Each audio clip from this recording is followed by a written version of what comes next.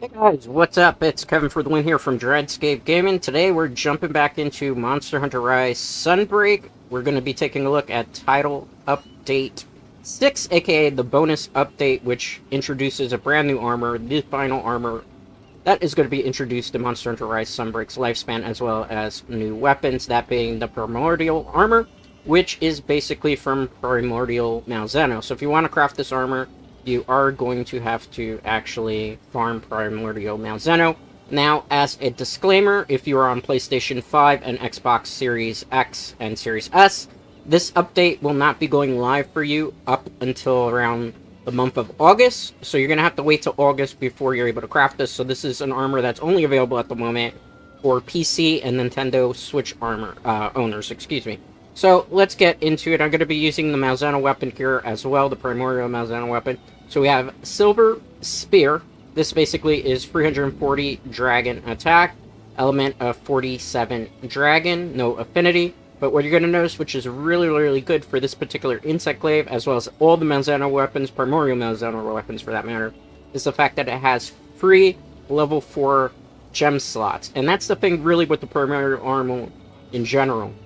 It has 4 slots for every, pretty much, piece of the armor, which we're going to run down here for a second. So, there's Primordial Helm. This is going to give you a level 4 slot and another level 4 slot. Then we have Primordial Mail. This is going to give you 2 level 4 slots and a level 2 slot. Then we're going to have Primordial Van Braces. This is going to give you 2 level 4 slots and a level 2 slot. Then you have Primordial Coil. This is going to give you 2 level 4 slots and a level 2 slot. Then you're going to have the Primordial Greaves, which is going to give you 2 level 4 slots.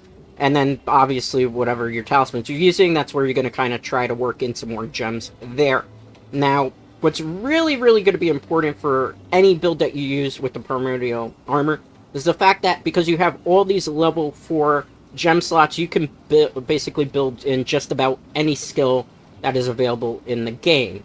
The only exception to this rule is that you cannot get the Tempest armor special skill, that being Heavenly Sent, onto this armor because it's not available as a talisman. It's not available when you roll for augmentations, and it does not drop as a gem either, so you can't get it as a gem, unfortunately.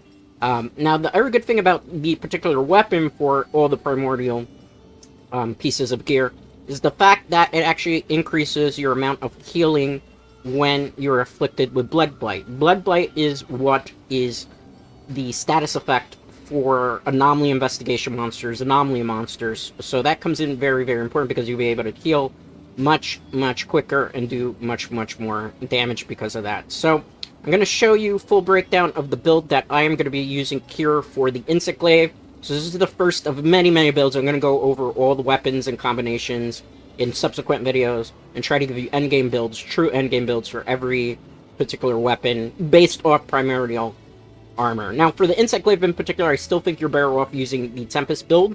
That's something that I have covered previously in our installments. You know, so if you're using Insect Glaive or Dual Blades, probably stick with Tempest, or unless you really, really don't care about Heaven Sent, then you can go for this one.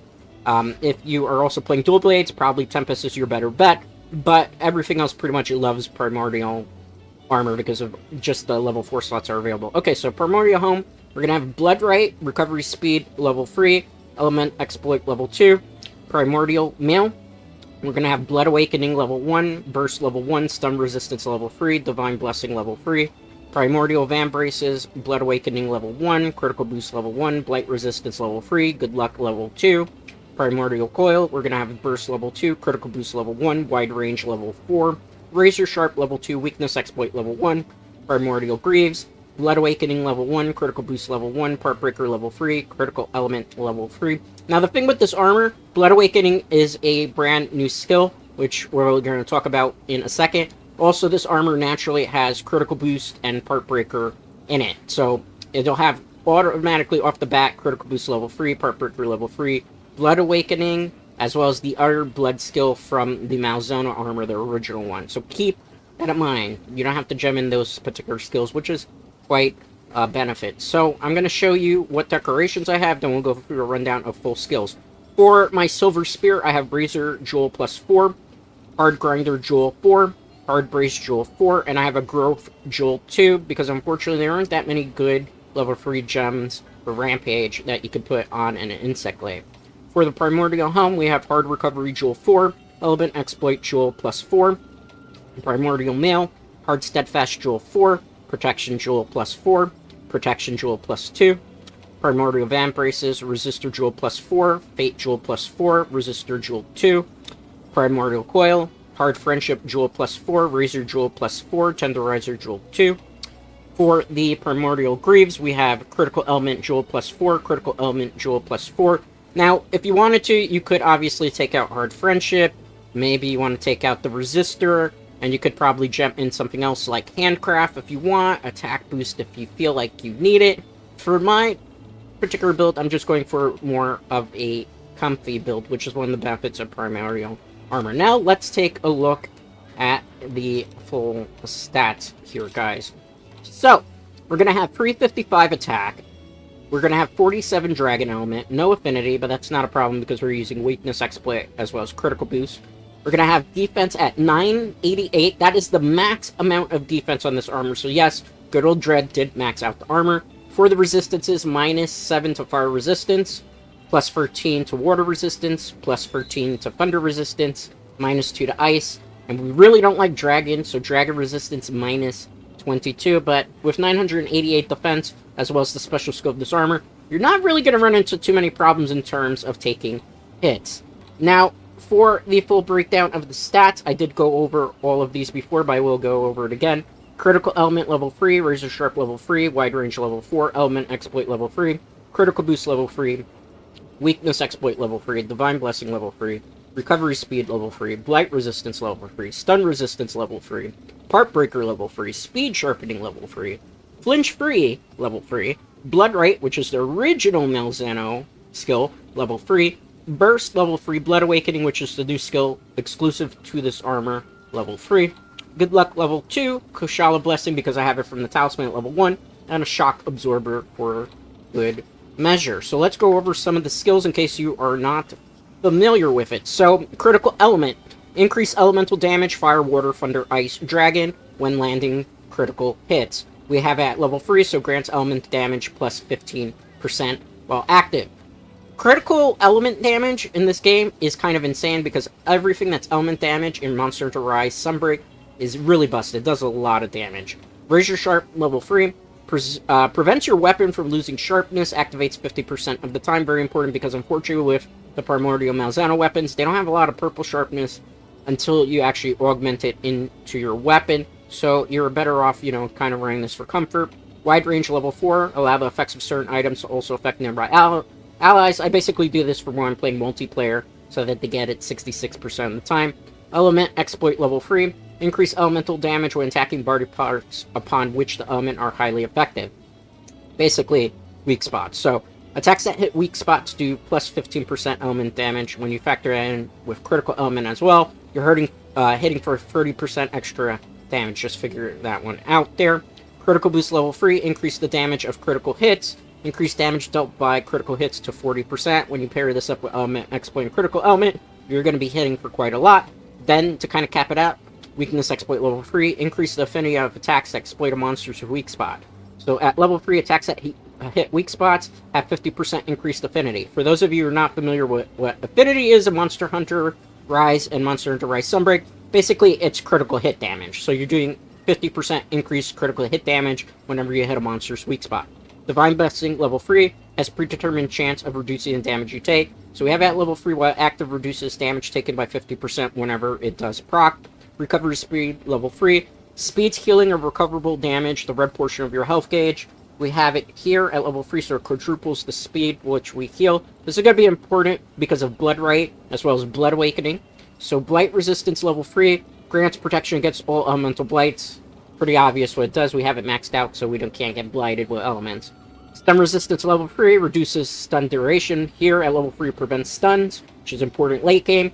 Part Breaker level 3 makes it easier to break or sever parts of monsters. Part damage plus 30%, so we break monster parts easier, which is very, very important for anomaly grinding.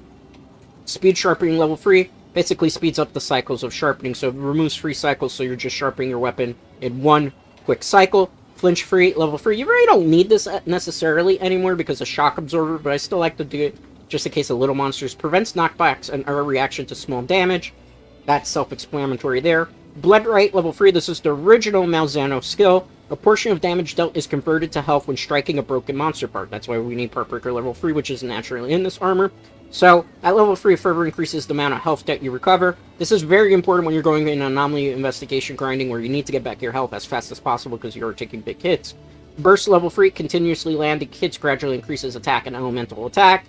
That's self-explanatory there, guys, as well. Upon attack hit, temp attacks +5, element +5, hit 5 successive times for each stat boost. When you factor in burst with critical boost, weakness exploit, element exploit, and critical element, you're going to be doing a tremendous amount of damage. Blood Awakening level 3, this is the brand new skill that's available in the Primordial armor. Gradually bolsters your attacks for a certain period of time, depending on how much health you regain when landing attacks. So it adds a bigger bonus to already what your Blood Right does, basically. So, and it increases your attack. So not only are you gaining more health, but you're dealing more attack damage. So this is kind of an all-out offensive attack. Good luck level 2, good chance of increased quest rewards. No effect when joining mid-quest, so it increases luck. This is good for, like, solo player. You don't have to run this gem, you can run anything else you want. That's just for my own personal level of comfort. Kushala Blessing. We're not going to use this at all on this particular build unless we're using a water weapon, which we're not, so disregard that. Shock Absorber level 1. Disable damage reactions when hit a friend, or when a friend hits you. Does not apply during certain status element. So, this is very important to run in multiplayer so you don't hit your friends, and they don't hit you. You don't hit randoms, and randoms don't hit you. Alright, so I am actually going to show you how fast of a clear time we can get on a punching bag here, just so you can kind of see why it's important. As you can see, it's a very, very, very good armor. It is, for all intents and purposes, in my personal opinion, a armor that kind of rivals, in a way, the Fatalis armor for Monster Hunter World Iceborne. It's not as good as the skills from the Fatalis armor, but it's pretty damn close. And the fact that this is perfect for anomaly investigation grinding. Now, obviously, I'm still a little bit far behind because I don't really grind this as much as I'd like to, which is why I'm using the armor. It's pretty good for, you know, anomaly investigation grinding. You're probably wondering, why, Dread, do you have this at 207 in Azuchi? Honestly, because I want to fight a level 300 and see how much damage it actually does. It's just for, like, shits and giggles. But it's a really good thing for trying to handle a lot of that anomaly investigation grind. So for the purpose of this demonstration, we are going to fight a very easy punching bag, just so I can show you how fast you're going to be able to clear things with this. And we are going to bring in the followers just for shits and giggles here. Let me make sure that we do have... Okay, we do have that up. Alright. Let's depart. Great Azuchi, one of my most favorite punching bags to pretty much decimate in this game. We're going to do a quick run through. It can be very simple if you're not familiar with the Insect Glaive. It's very simple. You get triple bug buff, increases your ear plugs as well as your affinity, and it makes your attacks go quicker. This is probably, we're going for about a 4-minute clear time here. This armor in particular is also really good for speedrunners, because they will be able to, like, jump in a lot of skills, a lot of attack things. If my controller messes up a little bit here, my apologies, because I am using my Nintendo Switch controller, and it does, a little bit. I am playing on the PC version of Monster Hunter, so in case you're like, why doesn't this look as good as it does with other games? That's why. Okay. We got my white buff. Gotta get around the body here. Alright, let's get that. Okay, good. And now we just basically go ham.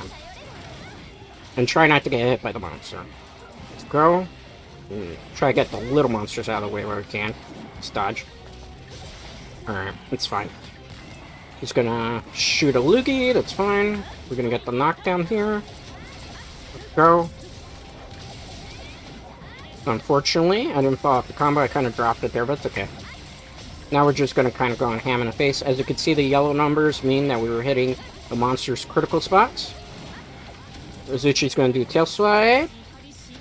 Drop down. Okay, good.